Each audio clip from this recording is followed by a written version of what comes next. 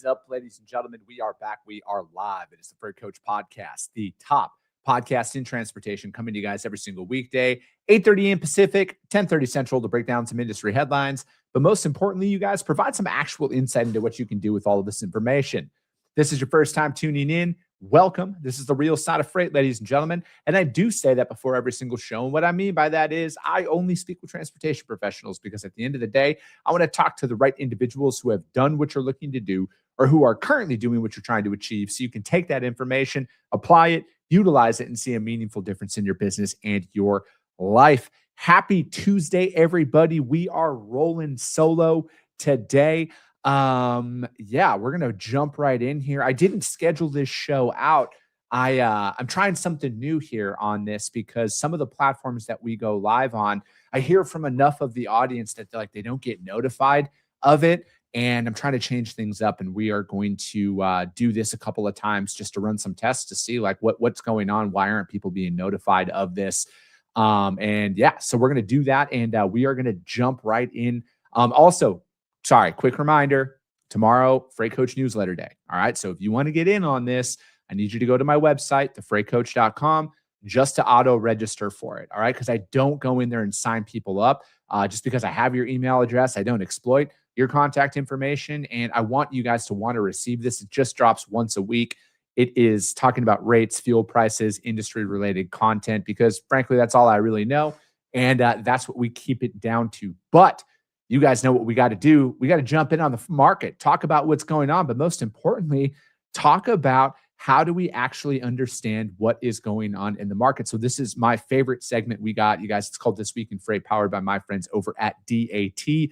And this has everything to do with reading the market, studying where it was, where it's going, looking for those peak seasonalities in those trend lines to be able to bring that out to your guys' customers. So today's lane, Atlanta, Georgia, Columbus, Ohio. I've been hearing a lot about freight in the reefer freight specifically, and they were, it was primarily inside of the Midwest region. But I had somebody tell me, look at the Southeast. And again, these are all 100% viewer submitted. So if you guys want to get in on this, I need you guys to email my team, podcast@thefreightcoach.com. I just need shipping city, delivery city, and trailer type out there. But this one, you guys, as it shows, Atlanta, Georgia to Columbus, Ohio. And it's a great week to be a refrigerated carrier, because just based on my public school math, this is damn near $5 a mile, what we're seeing out there right now. And it's probably going to be like this for quite some time. It sustained that. If you look back, it sustained the big fuel push out there that happened back in March, right? So it kind of remained at that $3 a mile mark here. It stayed there in April as well. But then, as you can see, it spiked in May, and it's continuing to roll out there. Now, historically, produce season, all right, starts in the Southeast and it migrates up the coast, all right? So it starts in Florida, works its way into Georgia, Carolinas, Virginia, stuff like that. So follow that produce belt, and you're going to see it will pretty much go up in unison. But right now, what's different is rates are just up across the board out there. So I look at this, and again, since we when we're bidding on freight, you guys, the first thing I always look at is that miles. This is a great weekday run. But anything after Friday is going to be exponentially more expensive. That Friday to Monday thing. And it doesn't matter the trailer type, right? Drivers like miles over the weekends. So that's why you see that. And you got to be able to portray that information and present that to your guys' customers. But I look at what we're seeing right now. We're at $2,500 on this lane currently. And, again, you got to be careful when you're pricing out refrigerated, because it's not a one size fits all that you see out there, because in my opinion, there's three classifications of refrigerated freight. You have your temperature controlled, you have your fresh, and you have your frozen. You need to be aware of that, and you need to quote accordingly with that. I might not move a lot of food anymore, but I've moved a lot of food grade shipments in my career. The first 7 years of my career, that's literally all I did was food and beverage into every major grocery retailer out there. And that was one thing that we always kept in mind. So it's you can take this baseline as a piece of information, but you got to understand the rate might be different if it's a frozen load as opposed to a fresh load, because it burns more diesel, everything else. There's always a reason to quote more money that you see out there. But I think most importantly right now with this spike, I think this lane's probably going to continue to rise, as I think most lanes are going to continue to rise throughout the summer months. I think we're going to see a real summer push on freight rates that we've seen in years past that we maybe haven't over these last 4 years in itself. But, again, we got a couple weeks and then we're already going to be seeing 4th of July. So again, like, you got to look at that from a demand perspective. Maybe the holiday itself might not cause a spike in rates until it comes closer to it, but you're going to see a lot of 4th of July freight that is going to start cooking if it hasn't already. And, again, there's going to a lot of these are going to have must arrive by dates out there. So you're going to see some of those spikes in pricing that might not necessarily be capacity driven or fuel price driven out there. So pay attention to those things when we're in between holidays, because especially in the food and beverage sector, and I'm bringing this up for refrigerated freight in particular here, is there's a lot of 4th of July and holiday pushes for sales in these stores, right? So there is going to be an increase in inventory around those times because everybody's grilling, everybody's drinking beers, blowing up shit, fireworks, and doing all those other things. So there's going to be a lot of promotional freight that's thrown out there. So you're going to see like an upward trend in freight rates here around the summer. Generally, that's when you see it. Again, if you've never been through one of these style of markets, that might sound foreign to you, but those things, you got to plan for that. And you got to present that stuff to your customers, because trust me, somebody out there is doing that. And again, right now, the trucking hand rate is going to be exponentially different than how you've operated in the past, right? You might not be as confident in taking on as much volume as you may have. But like, at the end of the day, you guys, brokerage is as simple as this. The person with the truck wins. You got to present options. Like, no matter what, you got to present options to your customers and get that freight moving. But I think this lane in particular is going to continue to rise throughout the summer, specifically as we're going to go through the 4th of July holiday. So if you're in a spot market situation, you're in a very good position with your customer. If you're in a contracted rate, like I said yesterday on Drive In, you're probably begging for a rebid if a rebid hasn't already been initiated from your customers, because they all know what's going on out there. That is This Week in Freight, powered by my friends over at DAT for the reefer lane analysis. You guys, this is Atlanta, Georgia to Columbus, Ohio. And if you want in on this, like I said, you got to email my team, podcast@thefreightcoach.com, and we'll break it down on the show. At the end of the day, you guys, I'm just here to try and help you guys read markets on what I do inside of my operation, because I actually move freight.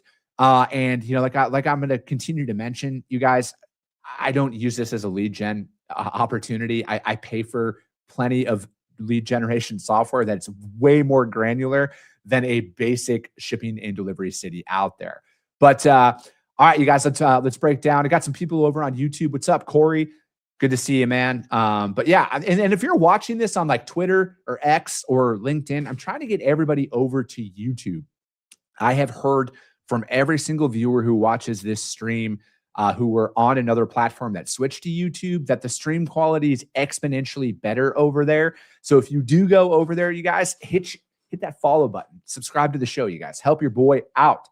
But let's jump in. Let's break down some articles here, you guys. I got a couple of them. And as always, you guys, the links to these articles are going to be uploaded into the show notes, because no matter what, I want you guys to do your own research out there, and put and bring all of this information out to your customers. But first article, ttnews.com, nearshoring withstands tariffs, geopolitical upheaval. Nearshoring continues its long-term structural shift, firmly positioning Mexico as the United States' top trading partner with 16.3% of all trade so far in 2026. Data from Infios, I don't know, one of those data websites, reveals a key trend. Shipment values are up 78%, while total entry counts drop 7%, indicating smarter, highly consolidated shipping networks. However, cross-border corridors like I-35 in Laredo are facing capacity and infrastructure pressure, making local carrier expertise and tariff mitigation strategies inseparable from a pure freight cost. Now, let's see here. All right. So, obviously there's a bunch of stuff out there in regards to tariffs in the news. You can hate tariffs, whatever your opinion is on them. At the end of the day, it got reversed. So you can be supporting this or, against this or whatever. But like, like I've always said, I think nearshoring is what we need to do, right? Like I just go back to 2020, you guys, and our foreign dependence on critical products was very much exposed, right? So you can hate the whole tariff angle out there. I know a lot of people do just because of it was the president who said it. And if it was another administration who did it, they'd love it. That's just kind of the way people are in today's environment. But I think the ultimate goal, even if they went into that and it forces people to reindustrialize the United States of America, which I am always going to be America first on everything. I understand how the world works, you guys. I am just unapologetically America first. I've always been America first, and I'm going to continue to be America first. But I will, again, a strong North America benefits us, all right? And that includes Canada and Mexico. So us seeing a lot of this is very good for our supply chain. It's very good for our economy because everybody wants their goods faster at the end of the day. And if we can strengthen the North American continent, the better off we're going to be overall out there. So, again, it says that nearshoring continues to be a long-term structural shift, but the operating environment around it has become significantly more complex.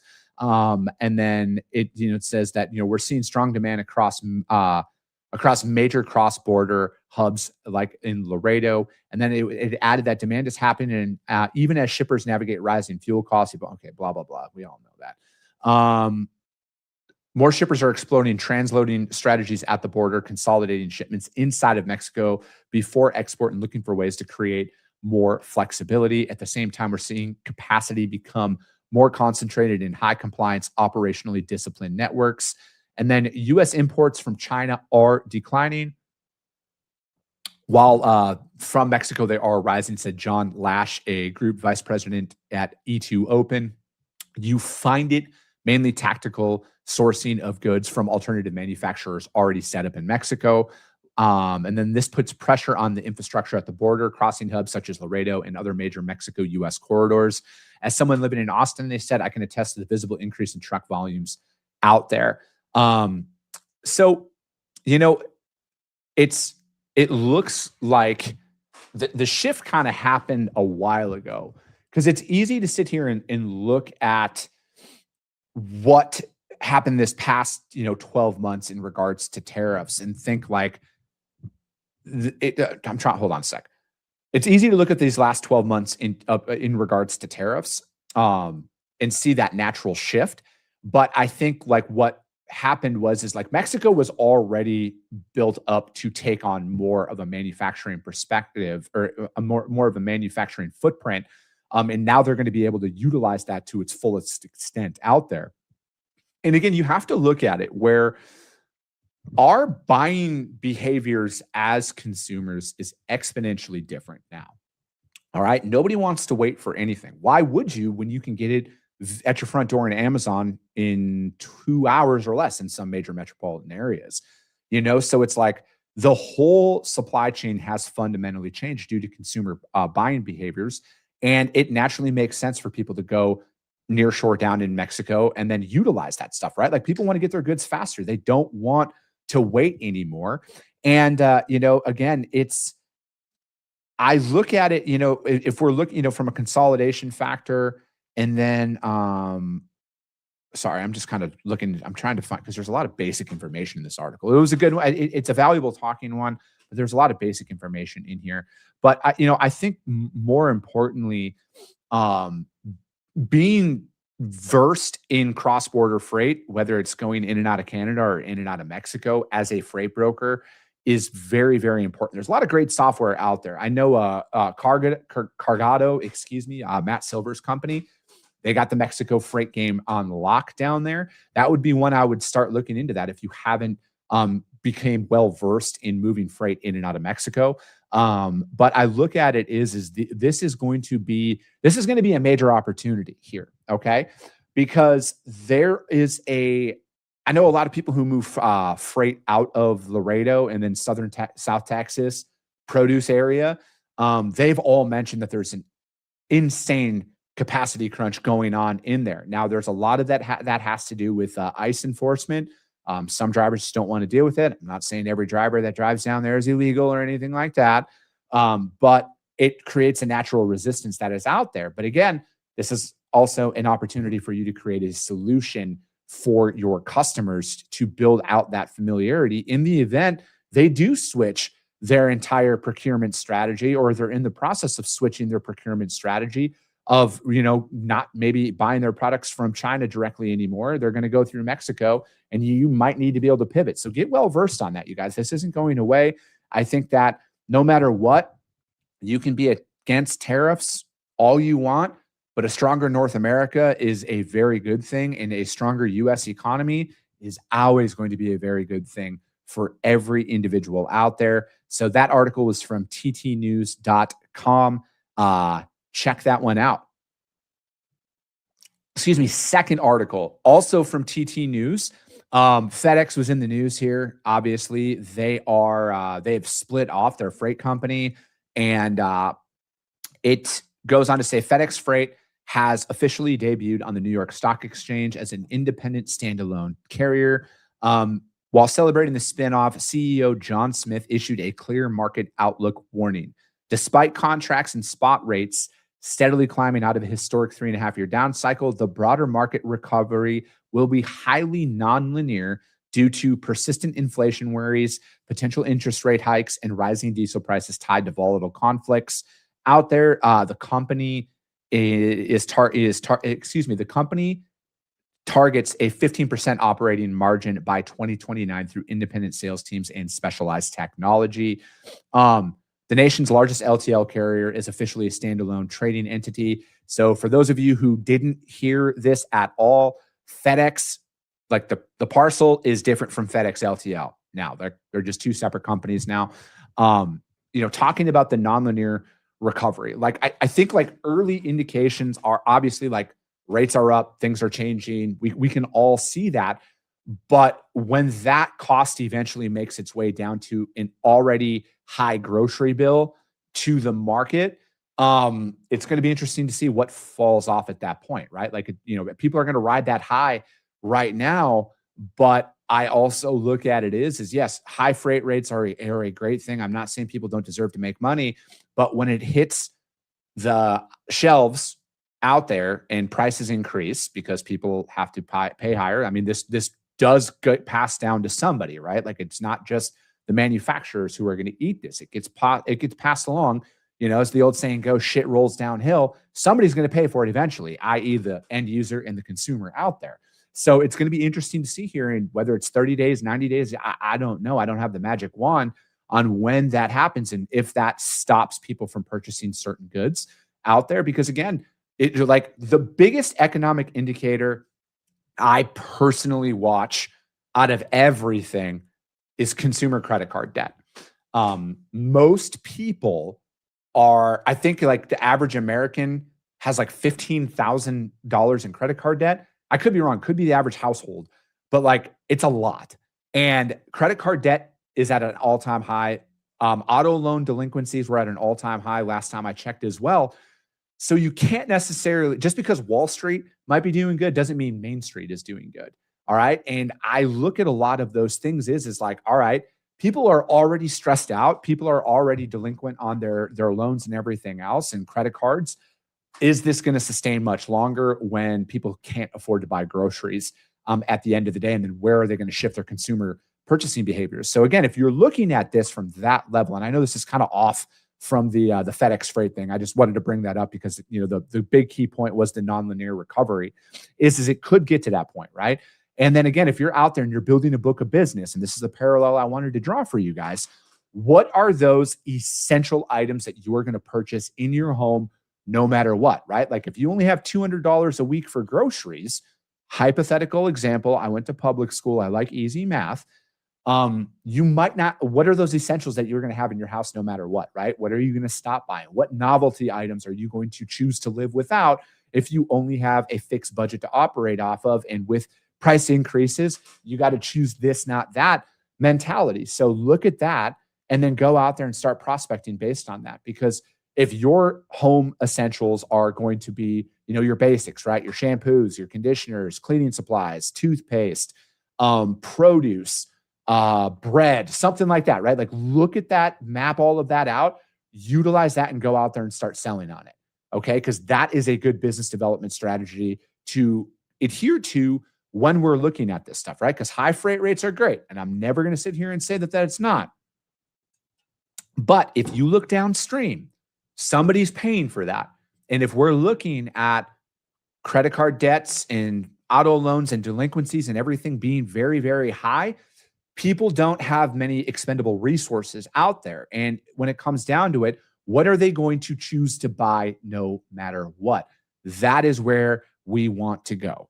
Okay. That's where my mind naturally goes to when it comes to a business development perspective. Now, still, there's plenty of money out there, and I'm not trying to like sound like I think the world's crashing or anything like that, but Main Street isn't as flourishing as some people in the media want you to see out there. So those are the key the key, like the economic indicators I pay attention to is this consumer credit card debt. And when it's as high as it is, and then you just also see where like loan delinquencies are, that's also pretty freaking high. That tells you where everyday Americans are and what they're going to be able to afford to purchase here as things continue, right? Because again, you want to talk about the conflict in the Middle East, right? Like there's reports out there. Again, I don't mean to fearmonger, but like there's legitimate fears of like actually running out of fuel, right? Gas, fuel at some point this year. There are people out there predicting that. Now, could they be doing it for clicks? Maybe, but those are some very real things that people are looking at because it's like, do you buy gas? Do you buy groceries? Do you buy your kids new clothes? Like the struggle is real for a lot of people, you guys. So pay attention to those things as you're going out there to develop your business and continue to move that freight. Because again, you want to find that, I don't ever want to say recession-proof style freight, but it kind of is to that point. You got to find the shit that people are buying no matter what out there. Third and final article. This one came out. Now, I think this came out like a week ago. But again, maybe my media strategy is bad that I like to wait to talk about stuff, but I kind of like to see all the facts come out before I try and formulate any opinion. This one is from freightwaves.com. Texas court nixes shipper liability in Home Depot Werner case. Just 2 weeks after the Supreme Court expanded broker exposure, the Texas Supreme Court built a massive legal defense for corporate cargo owners. In a case involving Home Depot and a Werner Enterprise truck accident, the High Court ruled that one who hires an independent contractor is generally not liable for the contractor's torts. Judge John Philip Devine explicitly rejected the plaintiff's attempt to force passive shippers to independently monitor and continually reevaluate the safety performance of over 1 million federally regulated motor carriers, labeling the theory as entirely unworkable and disruptive to commerce. Now, again, I think this is very, very important to point out that with that Supreme Court ruling, they tossed it out to the states. And if you are unaware of how the government works, I'm going to break it down for you. States independently operate from the federal government. And that is how a lot of us should want it to be, right? States, all right? We don't want any more government than is already out there. We want the states to be able to independently operate. I think that's the right way to do things. I will say, okay, so it goes on, the shipper firewall. The Texas High Court has firmly halted the post-SCOTUS push to automatically drag corporate shippers into vicarious trucking accident lawsuits, defining the limits of duty. The court established that a legally cognizable duty of care cannot be untethered from direct control, conduct, and active risk management. And here, let me go. There's something. Sorry, my thing just, all right. All right, the crash that launched the case occurred in 2024. Excuse me, I'm going to do a little back story on this. Juwan Smith, an employee driver at Werner, was transporting freight for Home Depot. Smith trashed with Natalio Garcia at an intersection along the road, and after reportedly running a red light, unfortunately, Garcia was killed. Home Depot was not initially named as a defendant in the case, but was added later. Defining duty. The various arguments in this case focus on the term duty and what was Home Depot's duty to ensure a safe driver. An existing duty already applies to the carriers and its employees. Home Depot argued a new duty on the extension of an existing one involving the shipper's selection of a carrier is unwarranted. In the same argument, Home Depot said attempts elsewhere to impose liability against the shipper have failed. There is an existing remedy available to the injured motorist, and it lies against the driver and his employer, not the person who hired the independent carrier. The Texas Supreme Court agreed. The plaintiff's liability theory is not viable because it transforms the commonplace act of shipping goods into a basis for sweeping tort liability untethered from control, conduct, and risk. Quoting a precedent, Judge Devine echoed the words of an earlier decision. The existence of a legally, I already read that, dismisses, okay. Let's see. So it's not unique in Texas because no one really has tried that before. All right, the trial court correctly held that there was no precedent in the state of Texas to expand liability beyond the actual involvement of the event. And then unworkable and disruptive. In the online commentary, said that it said that the court recognized the imposing liability on passive shippers would effectively require retailers, manufacturers, distributors, and commercial customers to independently investigate, monitor, and continually reevaluate the safety performance of more than 1 million federally regulated motor carriers. Requiring that sort of due diligence would be unworkable, commercially disruptive, and fundamentally inconsistent out there. The Texas decision, according to Andrew Peterson of the law firm Ziegler, Gardner, and Bell, recognizes that liabilities get really tenuous the further down the line you get. So at least in the state of Texas, the Supreme Court recognized the fact and said, look, only in these certain circumstances are you going to be allowed to pursue that type of claim, particularly against a shipper. This would, of course, extend to a broker in the exact same situation. Now, this does not say, again, this doesn't say that shippers can't be held liable out there. But I think that it's going to be interesting because, how I had said originally with the Supreme Court ruling, I'm paying more attention to the next case. Well, now, granted, this one wasn't at the federal Supreme Court. This is at the state Supreme Court in Texas. All of these are going to be precedent setting. And then if any of these states have common laws, again, this is the stuff that you need to pay attention to. And this is what I'm talking about here as why I think this might affect smaller carriers at a level that they might not be aware of, right? Because again, it depends on the state, right? I think you're playing Russian roulette on the states that you're operating in, and if you're not aware of this, right? And this might cause, again, if we're looking at a risk mitigation standpoint alone, this might cause certain companies to not want to work with certain companies due to a bunch of predetermined circumstances that are out there. And the more these cases come out, now I know Echo had another one brought up against them, and there's going to be more that comes out, right? So I think it's still too really early to tell, but I'm going to stand on my ground when I say from a risk mitigation standpoint, and that is how most people are going to be looking at this risk mitigation. How can they remove themselves from any and all liability in this transaction? However that unfolds, I don't know how that is going to be favorable to some of these smaller carriers that are out there. I truly don't, especially if you can't prove certain things. I think I think the most surefire way to protect your business is get your shit in line, your hiring practices, all of that stuff, action plans, provide that to all of your customers if you have direct shippers out there as a carrier.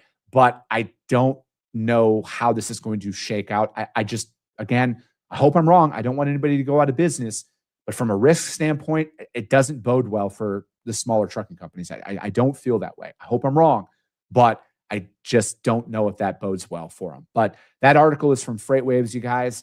That is also going to be it for today. As always, if you guys got value in what you heard and you're not subscribed, subscribe to the show, you guys. And if you're feeling ambitious, rank that show on iTunes and Spotify, because if you see value, your network's going to see it as well. I appreciate you guys. I love you guys, and we'll be talking to you soon. Came back with a bang, window down, yelling out money in it.